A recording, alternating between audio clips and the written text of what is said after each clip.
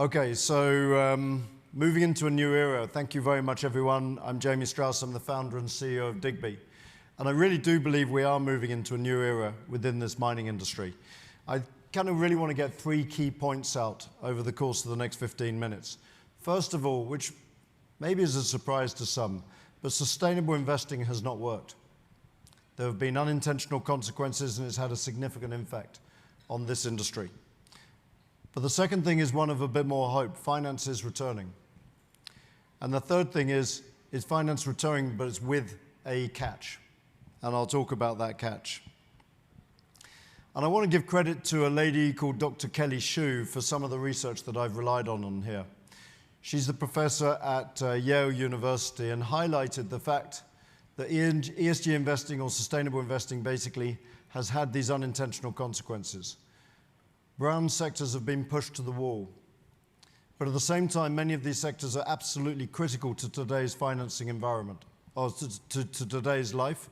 And if we continue unabated on this process, they will effectively operate outside of the financing environment that we know today. So in seeking performance, sustainability investing, which now equates to up to 60% in Europe, I think on average it's looking to be around about 35% of all funds under management in the course of the next 2 years. They've all effectively been pushed, the green sectors have been pushed into the kind of premium spot of valuation, cost of capital, etc.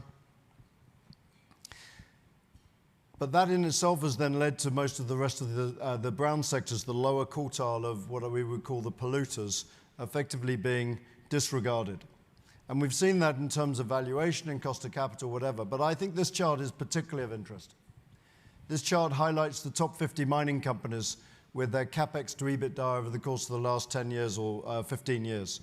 And you'll see that when sustainable investing really started getting a move on around about the middle of the last decade, we saw a significant fall off in capex to EBITDA within the mining industries. Now, there are some other reasons for that, but it's probably not coincidental that it related to the rise of sustainable finance and the reduction of capex relative to EBITDA.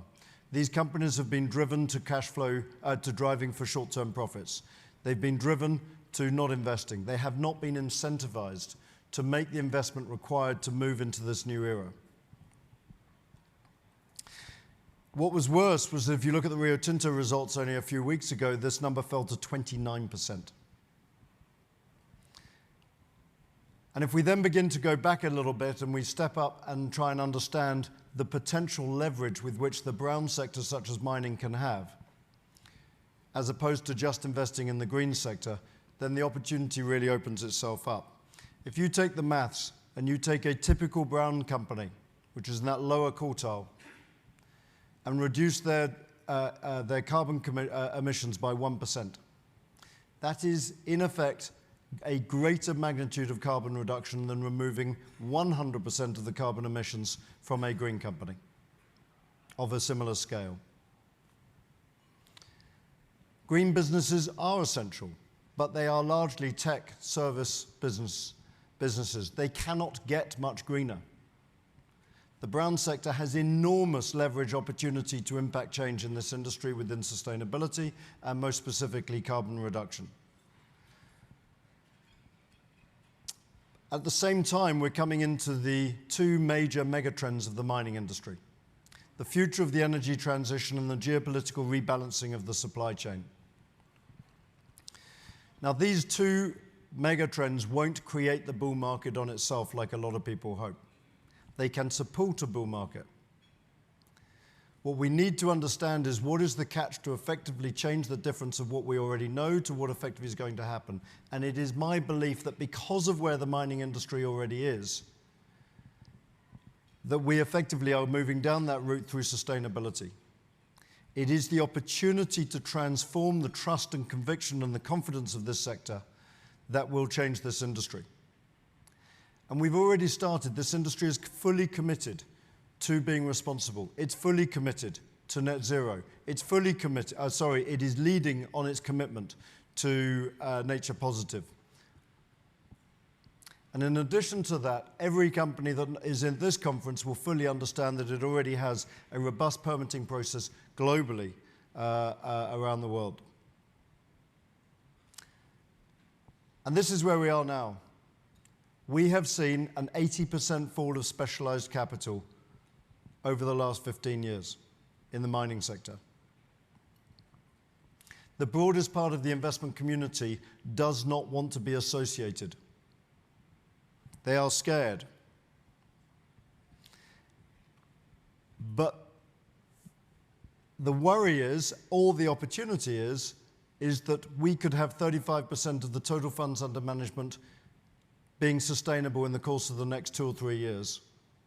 At the moment, this sector is ineligible for most of that investment. We have removed so much of the capital pool, we are now, in my opinion, at the bottom. Because the only way to address that is to affect the, one of the ways to address that is to see what can fill this void. Now, if we go back to the 2000s, the shale gas industry in North America, which was run by mums and pops, very much similar to the junior mining sector,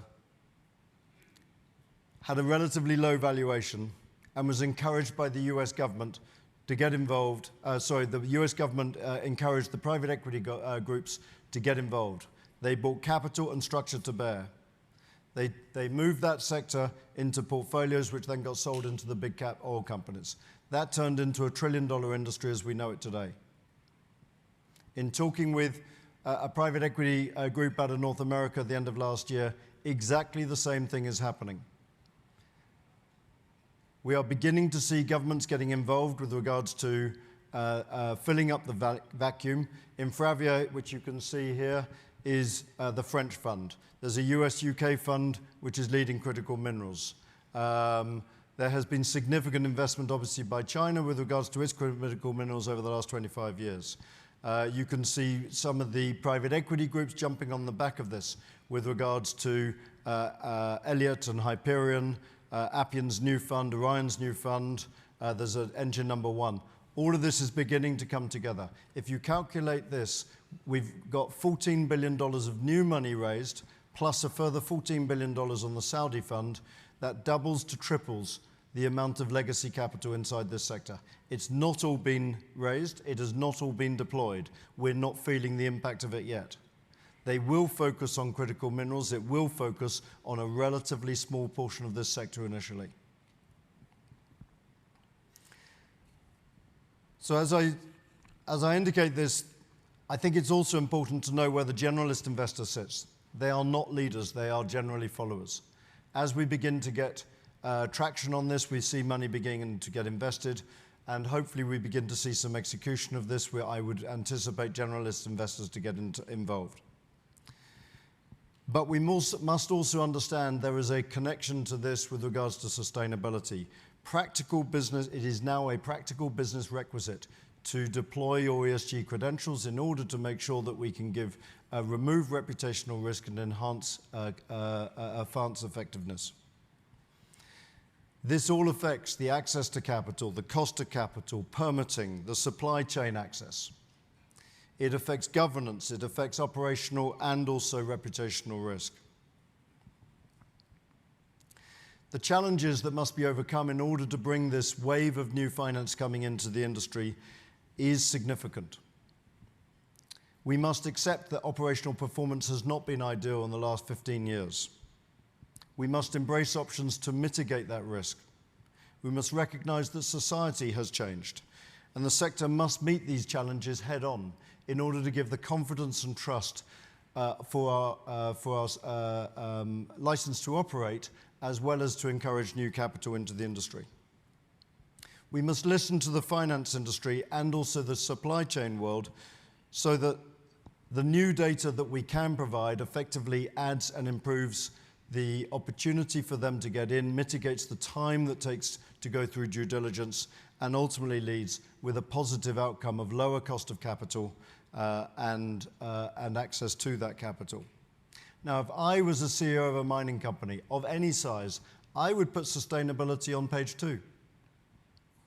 Why? Because when you go into that meeting and you're looking for the capital, or you're wanting to begin that due diligence process, that company needs to know that that management team embraces sustainability, has it at front of mind, has reduced the risks ahead of it, and can effectively move into strategy of that meeting straight away, knowing that that's not going to be a fundamental issue. If I'm going into a supply chain discussion with an offtake agreement, I would want to make sure that they were fully aware. That is what is front and center of their mind other than cost. Now this is a scary chart. This was done actually for PDAC in 2023. And what worried me is not so much that the mining sector has a very high cost of capital, but that it has a 400 basis point margin relative to agriculture and energy. And it is that concern which is a problem. As we heard from Tribeca earlier in the first presentation this morning, the challenge is 15 years worth of permitting and approvals and everything. Sure, we understand these underlying structural issues to get mines into production. But that doesn't mean to say it must continue. There are opportunities to bring this down if we can get this non-financial information out into the public domain, and for it to be credible and then we can begin to work permitting in parallel. We can begin to bring government and other stakeholders on board with us earlier on. We can bring the equity, we can start to begin to change the underlying equity structures. I'll jump on this. I think hiring is really important. We could talk all day about this. I think we've got to change the culture. We've got to change the narrative within mining industry. And there's no reason why, if we didn't use the 1% story we had earlier, could effectively encourage new, younger people to look for those higher paying jobs, to ensure that techies can be involved in the mining industry. They don't have to see themselves as getting dirty. This is an industry that has fundamentally changed in 20 years. There are exciting opportunities on this. To operate sustainably is common sense. To operate responsibly is a way to begin to change our narrative.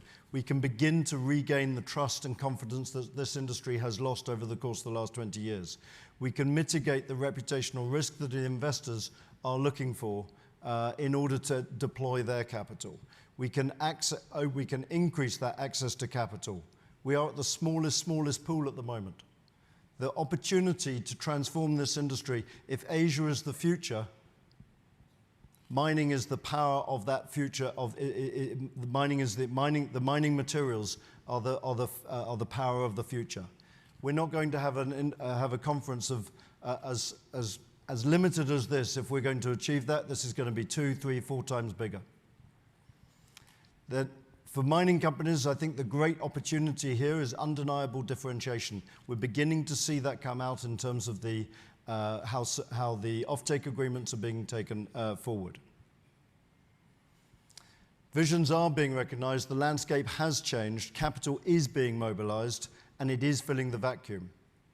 There is differentiation, and it can be a gold company, it can be a nickel company, it could be an iron ore company. All of these companies can begin to outlay their credentials in a way that has not been done before. We need to embrace this change so that we can win the hearts and minds of society.